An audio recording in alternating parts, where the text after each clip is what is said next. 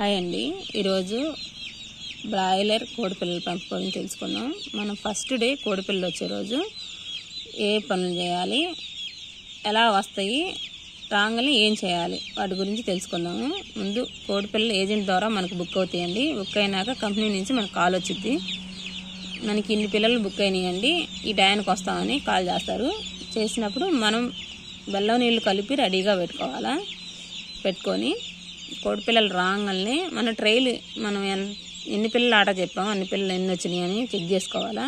అన్ని ట్రైకి వచ్చి 68 పిల్లలు ఉంటాయండి. 68 పిల్లలు ట్రైలో ఉన్నాయా లేవా అని అక్కడొకటి చెక్ చేసుకోవాలి. అన్నీ చెక్ చేయలేమండి, అన్ని చిన్నపిల్లలు లేట్ అయిపోద్ది. చెక్ చేసుకొని 99% ఎక్కడ మిస్ అవ్వండి, కానీ మన నమ్మకం కోసం ఒకసారి చెక్ చేసుకోవడం మంచిది. చెక్ చేసుకున్నాక అన్నిటిని ఒక మీద పోసేసుకోవాలండి. పోసుకున్నాక మనం చేయాల్సిన మళ్ళీ ఇంకో పని ఏంటంటే, వాటన్నిటిని మనం ఒక గోతం లాంటివి తీసుకొని తోలుకుంటా అట్లా చనిపోయిన పిల్లలు వీక్లు ఉంటాయండి బాక్సుల్లో, అడుగుని పడి నలిగిపోయిన పిల్లలు అవన్నీ ఉంటాయి. అవి కూడా ఒకసారి ఏరి పక్కన పెట్టుకోవాలా.